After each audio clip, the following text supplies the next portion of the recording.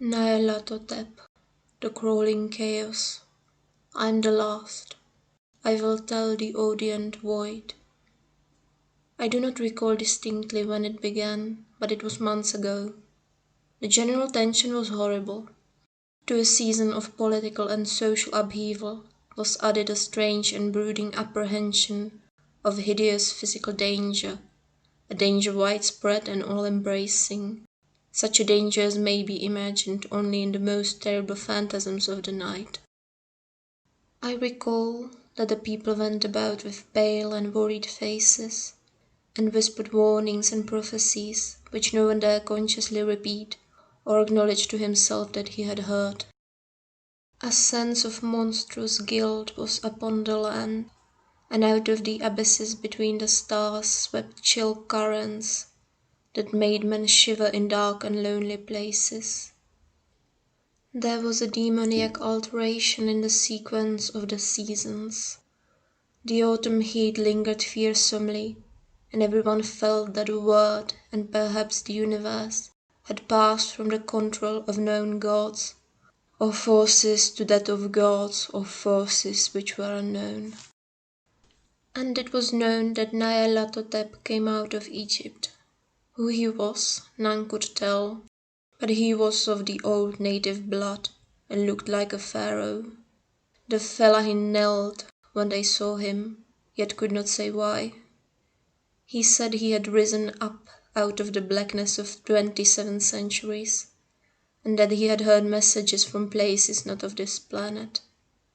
Into the lands of civilization came Nyarlathotep, swarthy, slender and sinister, always buying strange instruments of glass and metal and combining them into instruments yet stranger. He spoke much of the sciences, of electricity and psychology, and gave exhibition of powers which sent his spectators away speechless, yet which swelled his fame to exceeding magnitude. Men advised one another to see Nyarlathotep, and shuddered, and when Nyarlathotep went, rust vanished, for the small hours were rent with screams of nightmare. Never before had the screams of nightmare been such a public problem. Now the wise men almost wished they could forbid sleep in the small hours, that the shrieks of cities might less horribly disturb the pale, pitying moon as it glimmered on green waters gliding under bridges and old steeples crumbling against the sickly sky. I remember when Nyarlathotep came to my city, the great, the old, the terrible city of unnumbered crimes. My friend had told me of him, and of the impelling fascination and allurement of his revelations, and I burned with eagerness to explore his utmost mysteries.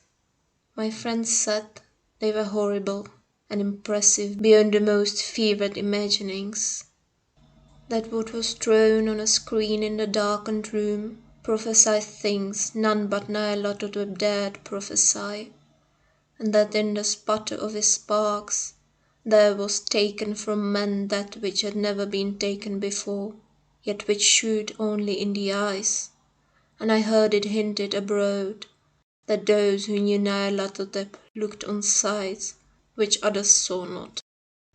It was in the hot autumn that I went through the night with the restless crowd to see Nyarlathotep, through the stifling night and up the endless stairs into the choking room, and shadowed on a screen I saw hooded forms amidst ruins, and yellow evil faces peering from behind fallen monuments, and I saw the world battling against blackness, against the waves of destruction from ultimate space, whirling, churning, struggling around the dimming, cooling sun. Then the sparks played amazingly around the heads of the spectators, and hair stood up on end, whilst shadows, more grotesque than I can tell, came out and squatted on the heads. And when I, who was colder and more scientific than the rest, mumbled a trembling protest about imposture and static electricity, Nyarlathotep drove us all out, from the dizzy stairs into the damp, hot, deserted midnight streets. I screamed aloud that I was not afraid, that I never could be afraid, and others screamed with me for solace. We swore to one another that the city was exactly the same and still alive, and when the electric lights began to fade, we cursed the company over and over again and laughed at the queer faces we made. I believe we felt something coming down from the greenish moon, for when we began to depend on its light, we drifted into curious involuntary formation and seemed to know our destinations, though we dare not think of them. Once we looked at the pavement and found the blocks loose and displaced by grass, with scarce a line of rusted metal to shew where the tramways had run, and again we saw a tram-car, lone, windowless, dilapidated, and almost on its side. When we gazed around the horizon, we could not find the third tower by the river, and noticed that the silhouette of the third tower was rugged at the top. Then we split up into narrow columns, each of which seemed drawn in a different direction. One disappeared in a narrow alley to the left, leaving only the echo of a shocking moan. Another filed down a weed-choked subway entrance, howling with laughter that was mad. My own column was sucked towards the open country, and presently felt a chill which was not of the hot autumn, for as we stalked out the dark moor, we beheld around us the hellish moon glitter of evil snows. Trackless, inexplicable snows, swept asunder in one direction only, while lay a gulf all the blacker for its glittering walls. The column seemed very thin indeed, as it plodded dreamily into the gulf. I lingered behind, for the black rift in the green-litten snow was frightful, and I thought I have heard reverberation of a disquieting wail as my companions vanished. But my power to linger was slight, as if beckoned by those who had gone before. I half floated between the titanic snowdrifts, quivering and afraid, into the sightless vortex of the unimaginable. Screamingly sentient, dumbly delirious, only the gods that work and tell. A sickened, sensitive shadow, riding in hands that are not hands, and whirled blindly past ghastly midnights of rotting creation, corpses of dead worlds, with souls that were cities, charnel winds that brush the pallid stars and make them flicker low.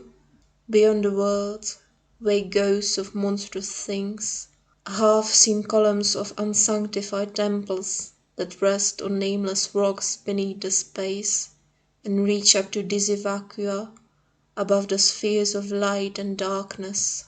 And through this revolting graveyard of the universe, the muffled, maddening beating of drums, the thin, monotonous whine of blasphemous flutes from inconceivable, unlighted chambers beyond time, the detestable pounding and piping, whereunto dance slowly, awkwardly, and absurdly the gigantic, tenebrous, ultimate gods, the blind, voiceless, mindless gargoyles, whose soul is Nyarlathotep.